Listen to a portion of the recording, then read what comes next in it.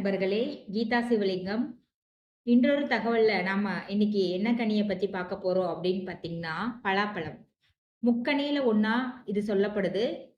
உடனடியா இம்மீடியட்டா நம்மளுக்கு ஆற்றல தரக்கூடியது இந்த பலாப்பழம்.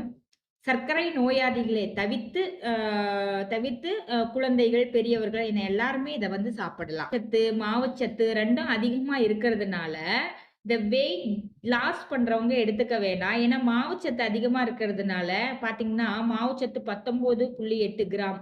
கேலரிஸ் 88 கேலரிஸ் இருக்கிறதுனால, வெயிட் லாஸ் பண்றவங்க இத அதிகமா சாப்பிடும்போது வெயிட் லாஸ் ஆகாது. வெயிட் கெயின் பண்றவங்க வேணா இத சாப்பிட்டுக்கலாம். விட்டமின் ஏ, சி, கே இது எல்லாமே இருக்குது. கால்சியம், பாஸ்பரஸ் இருக்கிறதுனால எலும்புகள் நல்லா வலுவடையும். இதுல கரோட்டின் அதிகமா இருக்கிறதுனால, நோய் எதிர்ப்பு ஆற்றல அதிகரிக்கும். அதனால இந்த பலாப்பழம் சாப்பிடுறது உடம்புக்கு ரொம்ப நல்லது. நோய்கள் வராம தடுக்கும். பலாக்காய் சாம்பார் வச்சு சாப்பிடலாம். பலா கொட்டையில நிறைய ஆன்டி ஆக்ஸிடென்ட் இருக்கு. பலாப்பழம் மலச்சிக்கலுக்கு ஒரு சிறந்த நிவாரணி. உணவுக் குழாயில புற்றுநோய் வருவத தடுக்கும் ஆற்றல் இந்த பலாப்பழத்துக்கு இருக்கு.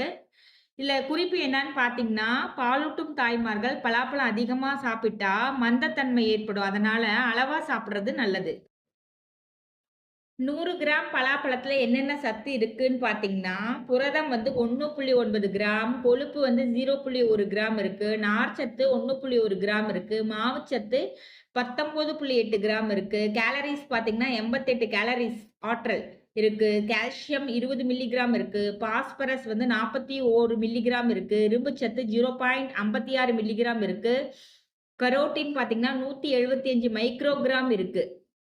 அடுத்தது பார்த்தீங்கன்னா, தயமின் 0.03 மில்லிகிராம் இருக்கு. நியாசின் 0.2 மில்லிகிராம் இருக்கு. விட்டமின் சி 7 மில்லிகிராம் இருக்கு. மெக்னீசியம் 24 மில்லிகிராம் இருக்கு. நன்றி நண்பர்களே!